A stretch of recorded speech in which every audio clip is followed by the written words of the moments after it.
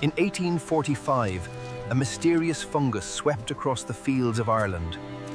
The smell of decay hung over entire counties. Families who had eaten nothing but potatoes for generations suddenly had nothing at all. Over the next 7 years, roughly 1 million people starved to death, and another million fled the country. If we move those markers, it means war. We're already there, sir. Look at the coordinates. We're running out of time. And at the center of all of it was a single crop. A lumpy, dirt-covered root vegetable that most of Europe had refused to. That was 1845. But the story of the potato starts thousands of years before any European ever laid eyes on one. The Andes Mountains, roughly 8,000 years ago.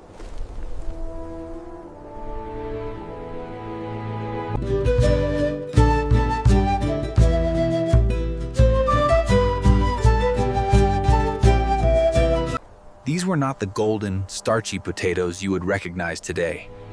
They were small, some no bigger than a walnut. They were bitter, and they were genuinely toxic. The wild potato produces solanine and tomatine, glycoalkaloid compounds that cause nausea, vomiting, cramps, and in severe cases, death. Eating these things raw was not just unpleasant, it was dangerous. The indigenous peoples living in these mountains had... But they had also figured out something else. Something that would set the course for the next 8,000 years of human agriculture. They discovered that if you soaked these wild tubers in cold mountain streams for days, The running water would leach out some of the toxins. If you then expose the soaked potatoes to repeated cycles of freezing and thawing at high altitude, where nighttime temperatures regularly dropped below zero, you could break down the remaining harmful compounds and make them safe to eat. It was a painstaking, multi-day process that required patience, experimentation, and an intimate understanding of chemistry that these ancient farmers would never have described in those terms. But it worked. and over thousands of years, through careful selection of the least bitter tubers and replanting of the mildest specimens generation after generation, Andean farmers slowly bred the poison out and the starch in. They did not know the word genetics. They were doing it anyway. By the time the Inca Empire rose to dominance across western South America around the 1400s, The potato had become something extraordinary. Inca farmers, working the terraced agricultural field and throughout the highland provinces, cultivated more than 3,000 distinct varieties. Some were bright yellow, some were deep purple, some were red, white, or blue. So dark, they looked almost black. They came in shapes ranging from perfectly smooth and round to gnarled, twisted, and lumpy. Each variety was suited to a specific altitude, a specific soil type, a specific microclimate. The Inca did not just grow potatoes. They had built an entire agricultural science around them. And through that science, they had built a civilization. And they solved a problem that would stump European farmers for centuries after them: storage. Fresh potatoes rot. In a world without refrigeration, that is a serious problem. But the Inca technique for making chuño was brilliant in its simplicity. farmers would spread freshly harvested potatoes across flat ground at high altitude and let them freeze solid overnight in the bitter Andean cold. The next morning, as the intense equatorial sun warmed the mountainside, Families would walk over the frozen tubers barefoot, squeezing out the moisture with their feet. They repeated this cycle of freezing and stomping for several days, until what remained was a light, chalky Chuño could be stored for 5 years, 8 years, 10 years, or more without spoiling. It was arguably the first processed food in human history, and it was a logistical miracle. It fed Inca armies On long military campaigns across the Andes, it sustained entire cities during lean harvest years. It was so central to Inca life that the Inca measured time partly by how long it took to cook a pot of potatoes. And they measured distance between 2 points. This was not just a crop. It was the foundation of one of the largest empires in the pre-Columbian Americas. But the people who would eventually introduce the potato to the rest of the world had absolutely no appreciation for any of this. When Spanish conquistadors arrived in South America in the 1530s, they were looking for gold and silver. What they barely noticed, and certainly did not value, was the ugly little tuber that the people they were conquering ate at nearly every meal. Spanish soldiers and administrators did bring a few potatoes back to the Iberian Peninsula sometime around 1570. But nobody was particularly excited about it. There were no celebrations, no royal proclamations. Potatoes were given to sailors on long voyages as cheap provisions to prevent scurvy. And they were donated to hospitals and monasteries as food for the sick and the poor. The Spanish crown, which was busy counting Inca gold, had absolutely no interest in promoting a food that came from people they considered savages. This decision seemed small at the time. It was not. When the potato finally reached the rest of Europe in the late 1500s and early 1600s, the reaction ranged from suspicion to outright horror. And you have to understand the context to see why. Europeans at this time grew wheat, barley, oats, and rye. These were grains, noble crops. They grew above the ground, in the sunlight, reaching toward the heavens. Bread made from grain was considered a gift from God. Entire economies, entire feudal systems. The potato, on the other hand, grew underground, in the dirt, in the dark. It was lumpy, misshapen, and covered in strange little growths that people called eyes. Worse still, It belonged to the same botanical family as deadly nightshade, which is one of the most poisonous plants in Europe. Smart. To many Europeans living in deeply religious, superstitious societies, this was not a botanical coincidence. The rumors about potatoes spread faster than the crop itself ever could. In parts of France, the potato was formally blamed for causing leprosy. The Parliament of Besançon actually banned potato cultivation in 1596 on the grounds that it spread the disease. In Russia, the Orthodox Church called the potato the devil's apple and warned that eating it was a sin against God. In parts of Germany and Switzerland, people believed potatoes caused flatulence, uncontrollable desire, scrofula, Which is a form of tuberculosis that causes grotesque swelling in the neck and general moral corruption. Scottish Presbyterians refused to eat potatoes because the word potato appeared nowhere in the Bible. And therefore, the crop could not possibly be intended by God for human consumption.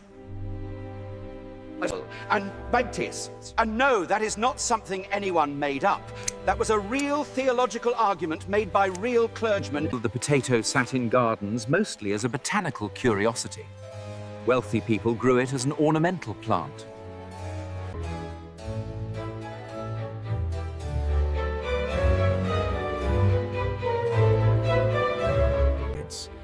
It remains an object of study rather than sustenance. Botanical gardens in cities like London, Seville. Scholars wrote papers debating whether the tuber was edible, medicinal, or dangerous. But actually eating the thing on a regular basis? That was beneath the dignity of any respectable European. Potatoes were animal feed at best, and a mark of desperate poverty at worst. In England, even the poorest labourers considered it an insult to be offered potatoes instead of bread. The class associations were unmistakable. Bread was civilized. Potatoes were not. Propensities. For a while, the potato seemed stuck in this humiliating position. A rejected, While millions of people went hungry around it. That did not last. War changed it. Famine changed it. And a handful of stubborn, slightly eccentric leaders changed it. The first major turning point came in the Kingdom of Prussia. Frederick II, known to history as Frederick the Great, Ruled Prussia from 1740 to 1786, and he had a very specific problem. His country kept getting dragged into devastating wars with neighboring powers. And during these wars, enemy armies would burn Prussian wheat fields to starve the population into submission.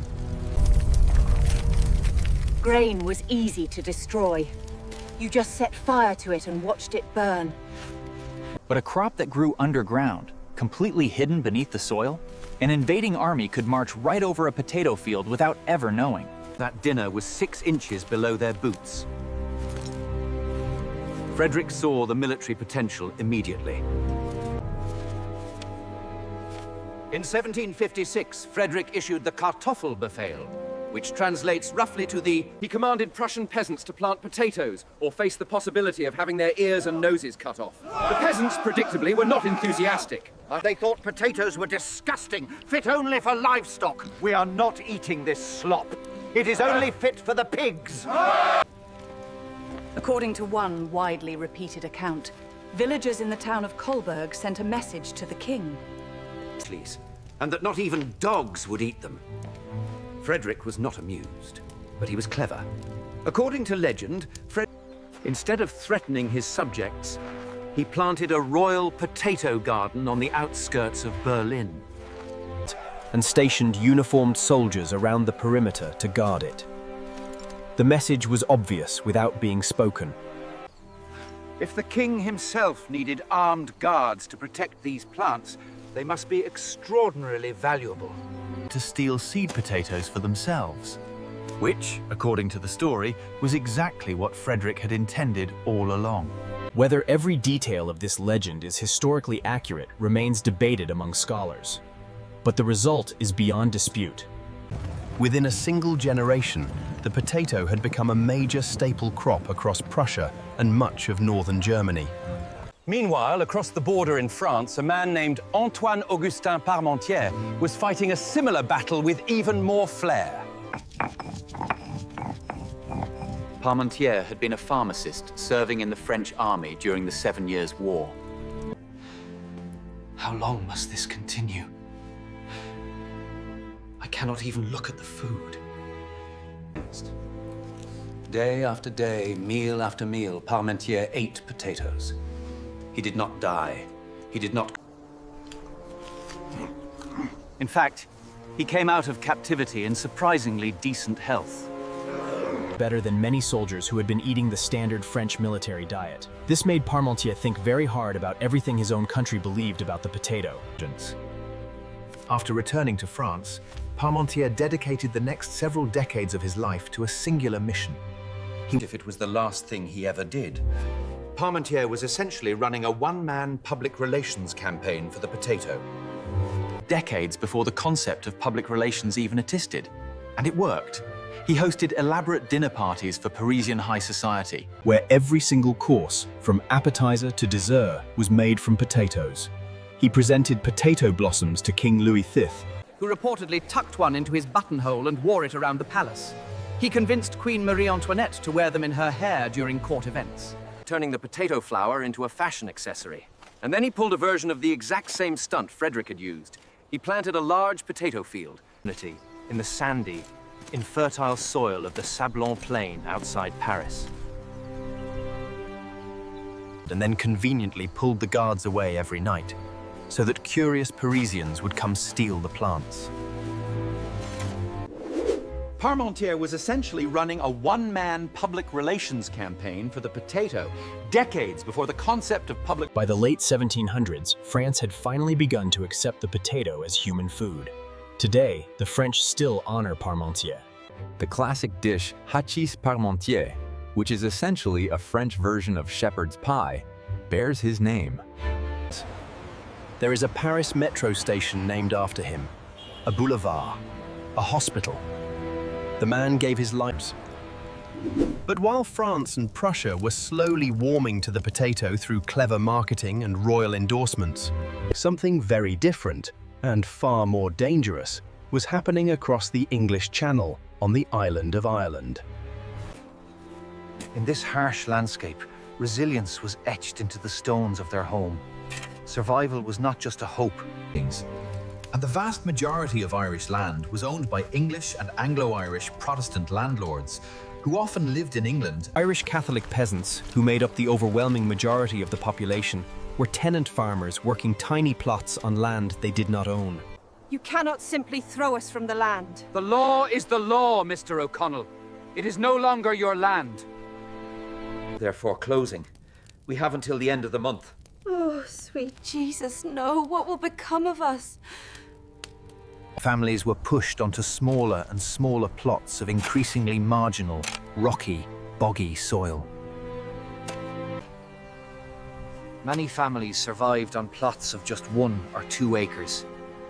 The potato was perfect for this brute. 1 acre of potatoes could produce enough food to feed a family of 6 for an entire year. No other crop came close. The potato grew in poor soil where grain would fail. It grew in the wet, cool Irish climate that made wheat and barley unreliable. It required almost no equipment or investment to plant or harvest. You did not need a plough, a horse, or a mill. You needed a spade, some seed potatoes, and enough rain, which Ireland never lacked. We often romanticize the past, but the truth is, a family's survival hinged on incredibly simple yet profoundly nourishing foods. Potatoes provided carbohydrates, vitamin C, vitamin B6, potassium, and even some protein. Add buttermilk for calcium and fat. And you had a diet that could sustain life indefinitely. And sustain it, it did. Ireland's population exploded. From roughly 3 million people in 1700 to over 8 million by 1840. The potato made that astonishing growth possible. But there was a catastrophic flaw built into this dependency, and anyone who understood agriculture could see it coming. Nearly all of Ireland's potatoes came from a single variety called the Irish lumper. Farmers did not grow multiple types, they grew one. This meant that every potato field in every county in the entire country was genetically identical to every other potato field. If a disease could kill one plant, it could kill every plant in Ireland simultaneously. There was no genetic diversity to fall back on. No resistant variety waiting in reserve, and absolutely no plan B. The entire food supply of an entire nation rested on one genetic line of one crop.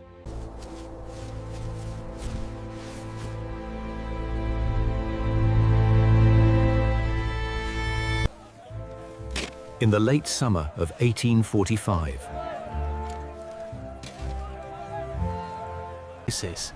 a cargo ship carrying potatoes from the Americas docked at a European port.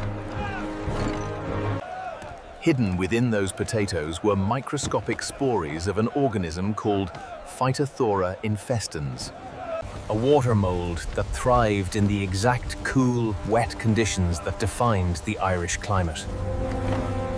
The blight spread across Belgium and the Netherlands first, destroying potato crops as it went. Then it crossed to England. And then it hit Ireland.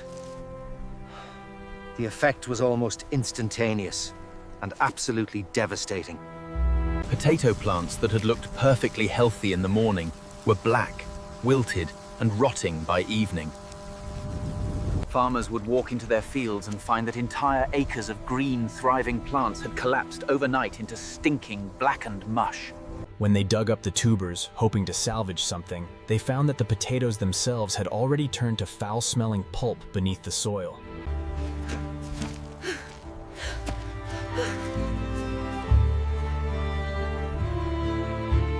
In counties like Mayo, Galway, and Clare, that people tied rags and cloths over their noses and mouths just to breathe. The disaster repeats year after agonizing year. The first year was devastating, but what... It returned in 1846, worse than before, and again in 1847, and again in 1848. Year after year, the potatoes rotted in the ground. Families who had no other source of food began dying in their homes. On the roadsides, in the ditches beside the fields where their crops had failed. Diseases like typhus, cholera, and dysentery. Even amidst the chaos of history and the deepest despair, humanity always looks toward the light of tomorrow. Workhouses built to hold a few hundred people crammed in thousands, and mass graves filled behind them. Between 1845 and 1852, roughly 1 million Irish people died of starvation and the diseases that followed it. Many of them on ships so overcrowded and disease-ridden that they became known as coffin ships. Passengers died by the dozens during Atlantic crossings, and their bodies were thrown overboard. Ireland's population dropped, and the country never recovered that number. Even today, nearly 180 years later, the population... The British government's response to the crisis made everything worse. We must not interfere with the natural operation of the market. While Irish families starved, Ireland continued to export grain, butter, livestock and other food to England. Relief programs were slow, underfunded, and attached to degrading conditions. Starving men had to perform hard labor, building roads that led nowhere in exchange for wages too small to buy the food that was rapidly becoming unaffordable.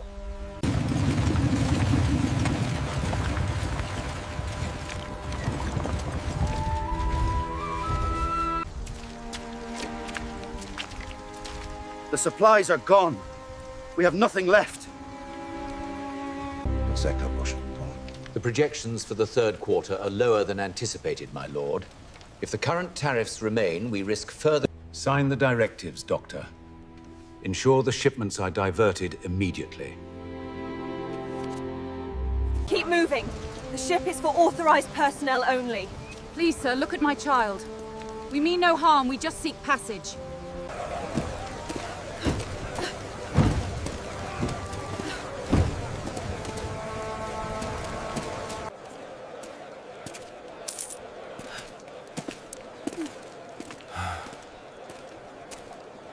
Mistress, if you please. Could you spare a crust? The potato crop yields are down 40% in the eastern counties. This blight spreads faster than we anticipated.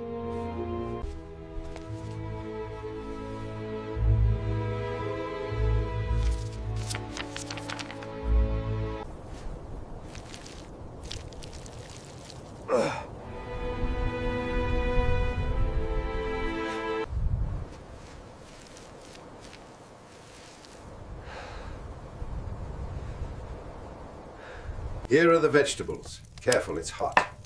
Thank you, my dear. You are becoming a wonderful cook. I learned from the best.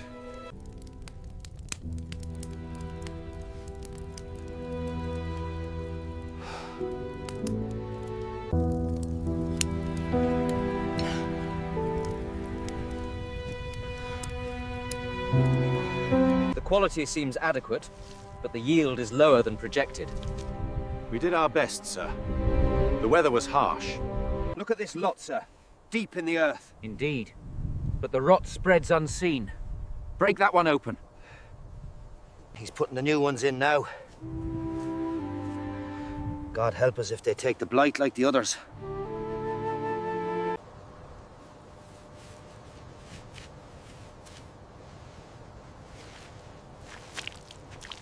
As you can see, the root development here is exceptional, highly resistant to the late blight we simulated. Noted. The structural integrity is promising. We have 9 viable tubers at this depth. Record that as sample 3. Only the strongest survive the cut. This one goes north. I have 3 crates ready for dispatch, Yuri. The roosted variety must be kept separate. Yes, I know. Just place them in the sack already. This cluster here demonstrates perfect health. No sign of the blight anywhere in this sector. We can certify this region. No discoloration at all. The new fertilizer is working, Surveyor. Indeed. Make a note of the healthy foliage. These modern layouts will double the yield, Elder.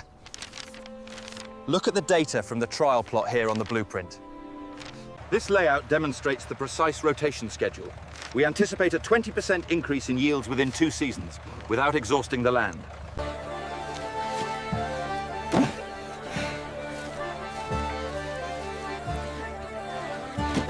Look at this pile. Enough to last the winter. A good year, thanks to everyone's effort. We have been truly blessed this season. Enough to feed everyone. and more.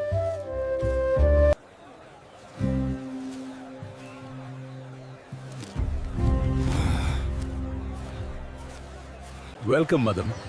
These are the finest potatoes in the market, fresh this morning. They look wonderful, Babu. Are they good for the curry? These are the finest potatoes in the market, Mira. Fresh this morning and a special price just for you.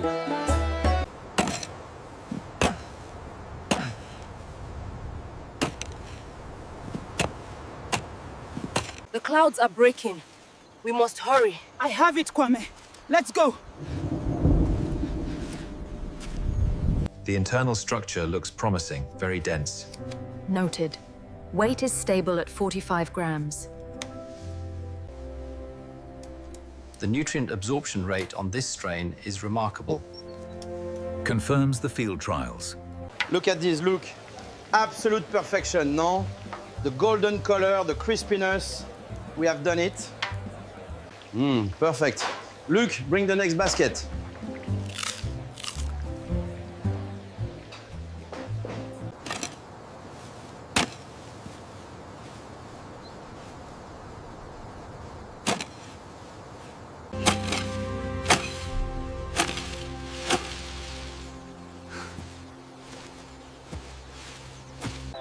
Look at these, Priya. The best crop we've had in years. Yes, Arav. We are truly blessed this season. This year's yield is the best we've seen, Priya. We should have the trucks packed before sunset.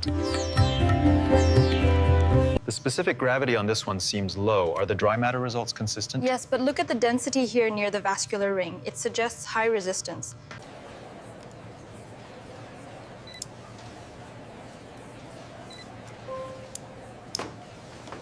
Regarde ça, Luc. C'est magnifique, n'est-ce pas? The best fries in Paris. Oui, chef. They look incredible. Perfect.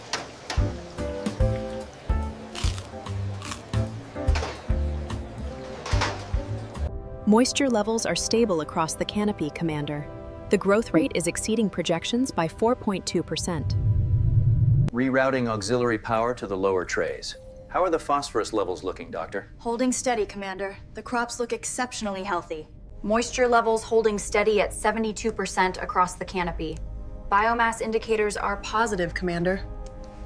Life support calibration complete. CO2 levels stabilizing. Confirmed. Nutrient flow adjusted on Pod 7. Biomass is looking optimal, Commander. Sample 7B secured. Initiating carbohydrate analysis. Confirmed, Doctor. The levels appear stable for transit. The spike here concerns me. It's stable. The absorption rate is optimal now. Root mass density is optimal at 1.2 grams per cubic centimeter. Nodulation appears stable. Foliar density and chlorophyll output are optimal. The data confirms steady growth. Excellent work, Doctor. The colonization project is on schedule. Look at this color, look. This is how you make the perfect fry. Golden and crispy. Yeah. Beautiful, chef. Truly perfect. Perfect. Another batch ready, Luke.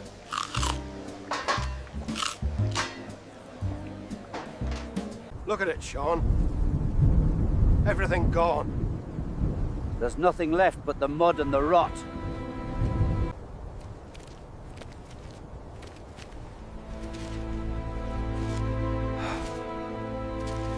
Pressure stabilized at 0.3 atmospheres. Are the trichomes showing stress? Negative, Commander. The cellular structure remains fully intact. The nitrogen uptake spiked right after the last injection. Yes, the growth rate is accelerating faster than projected. Primary root length, 15.2 centimeters. Density, 2.4 grams per cubic centimeter. Nodulation stable. Imaging sequence complete. The cellular structure shows remarkable resilience. Agreed, Doctor. The colonization viability metrics are exceeding projections. The metrics are holding steady at 0.4. Are your readings consistent?